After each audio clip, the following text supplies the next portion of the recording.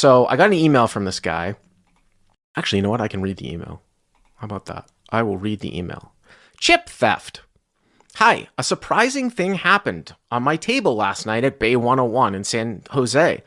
Somebody had been away from the table for about 20 minutes and the dealer had changed. A thief came down and sat at the empty seat, palmed $500 in higher value chips, and got up and walked out of the casino. One person raised a suspicion to the dealer, who alerted security, but the thief was already out the door. The poor guy came back to discover his chips had been stolen. Bay 101 floor manager said it's not the responsibility of the casino, and players are responsible for their own chips. He suggested to call the police and they will help with providing any video evidence, but that's all they can do. Mr. B says, I was surprised by this. I thought the casino would take some responsibility. I always leave my chips on the table at all times, thousands of dollars. Is this the stance taken by other casinos? How should you protect your chips? Take them with you every time you step away? Well, something that comes up on occasion, and I'll give you a little bit of background and then a little bit of anecdotal evidence of this too. As far as California goes, and everywhere else that I know too, the casino will not make good on somebody coming and stealing your chips off the table. And the reason why they don't make good is because you could see that sort of Pandora's box that would open up in terms of like inside jobs.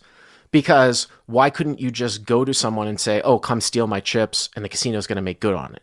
That's the stance that they take, and I kind of see their point. It really does open up a can of worms. So for the most part, if somebody comes and takes your chips off the table, there is nothing that you can do about it. Okay. Now, am I constantly taking all of my chips off the table? No.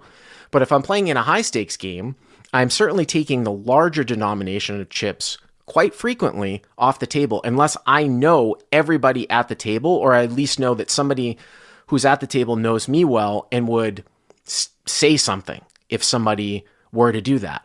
I saw this happen at the bike in a similar situation to what this guy was just describing, where, well, it didn't happen. It was at the next table over. It was in a 3 to 500 or a 3 to 1,000 game.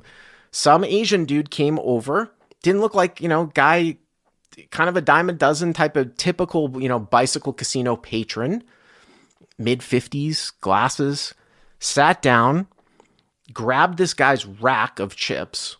Another reason why you might not want to keep your chips in a rack, like your yellows, your fives, because that's easy fodder for someone to just grab them. I know some people like to play out of the rack, but maybe take them out.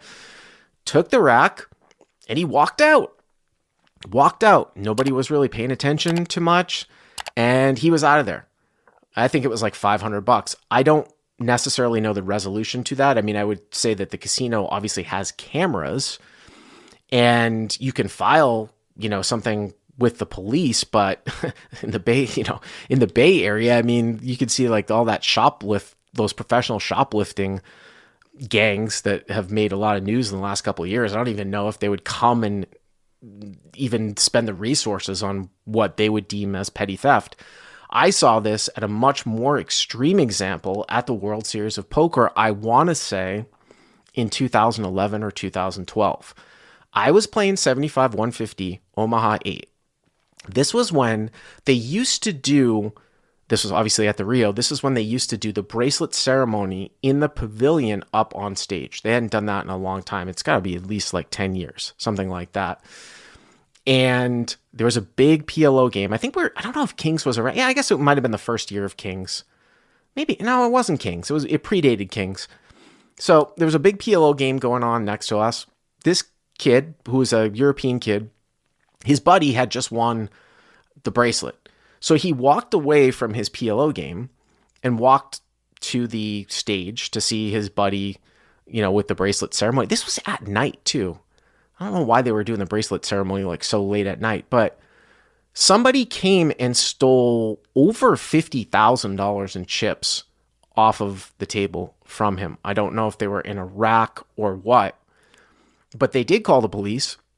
And I did see Vice. There were several police officers, because that's a grand larceny, right? Came and, took the report, but he didn't have any recourse. I mean, I don't know if they necessarily caught the guy, but your chips are in play.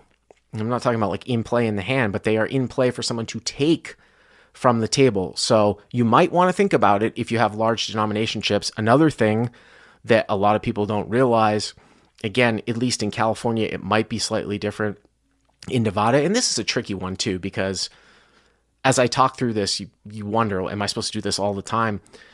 If someone doesn't put chips in the middle when they're in a hand with you, you cannot force them to put chips in the middle. Meaning, if you went all in for $5,000 and someone verbally said call and they had the money in front of you and you turn your hand over and then they said, oh, I didn't say call, or they just don't put the money in, there's nothing that you can do about it. And there's nothing the casino can do about it either. It's a civil matter, at least in California. It is a civil matter. Now, the casino will bar that person and not let him come back until he pays you off. And I had a guy, I remember in a 40-80 Omaha 8 game, this must have been 15 years ago, there was a hand where we went to showdown, the cards were revealed, they were tabled, and I should have got 3/4 of the pot, several $100s extra, something like that. Nobody noticed it. No one really noticed it until in between the hands, where we were shuffling again, and then someone said, wait a minute, didn't you have like a live deuce? Because the hands were tabled. And I was like, yeah, I did. I had blah, blah, blah, ace, deuce, whatever. I should have got 3/4. Well, of course, this guy's like, oh, I didn't see it. I'm not going to pay you off. They went to the cameras.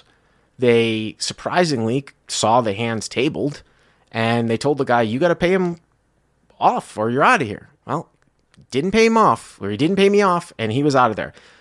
I think several weeks, this guy was a degenerate, this opponent. Several weeks later, the casino, some guy tapped me on the shoulder and they gave me the money that the guy had given to the cage because obviously he didn't want to be barred from Commerce. This is at Commerce for life.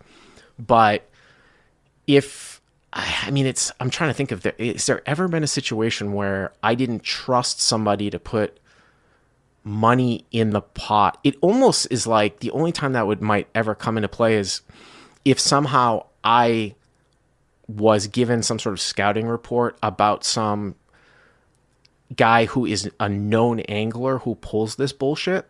Like if someone came to me and said, hey, like this guy, he'll do this. He won't put money in the pot.